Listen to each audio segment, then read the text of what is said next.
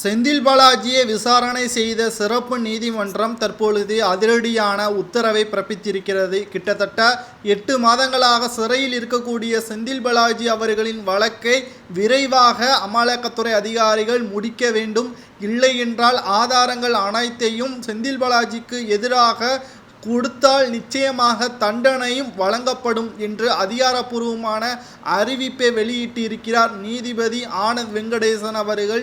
ஒட்டுமொத்த வாழ்க்கையும் தற்பொழுது முடிந்துவிடும் அளவிற்கு செந்தில் பாலாஜி தலையில் மிகப்பெரிய ஒரு இடிவிழும் அளவிற்குத்தான் தீர்ப்பை வழங்கியிருக்கிறார் ஆனந்த் வெங்கடேசன் அவர்கள்.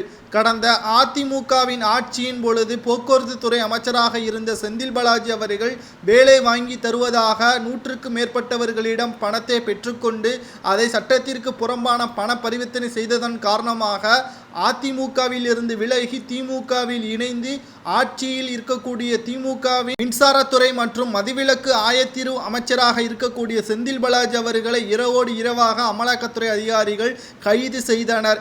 கைது செய்யப்பட்டதோ அமலாக்கத்துறை அதிகாரிகள் கடந்த ஆட்சியின் பொழுது சட்டத்திற்கு புறம்பான பண பரிவர்த்தனை செய்ததுதான். ஆனால் விசாரணை நடத்துவதோ திமுகவில் ஆட்சி அதிகாரங்கள் பண பரிவர்த்தனை, மேலும் பினாமிகளின் சொத்து நடவடிக்கைகள், யாரிடம் எவ்வளவு பணம் கொடுக்கப்பட்டது, யாரிடம் இருந்து எவ்வளவு பணம் பெறப்பட்டது என்ற அனைத்து தகவல்களையும் ஆதாரத்துடன் கேட்டுள்ளனர். இதை செந்தில் பாலாஜி அவர்கள் மறுக்க அவரது தம்பி அசோக்குமார் அவர்கள் தான் அனைத்து நடவடிக்கைக்கும் ஆதாரமாக இருக்கக்கூடிய நிலையில் அவரது கைது நடவடிக்கையும் தற்பொழுது உத்தரவுகளை பிறப்பித்திருக்கிறது நீதிமன்றம். இன்னும் 3 மாதத்தில் இந்த வழக்கை சிறப்பு நீதிமன்றம் உடனடியாக விசாரணை செய்ய வேண்டும் என்று சென்னை உயர்நீதிமன்றம் தீர்ப்பும் வழங்கியிருக்கிறது.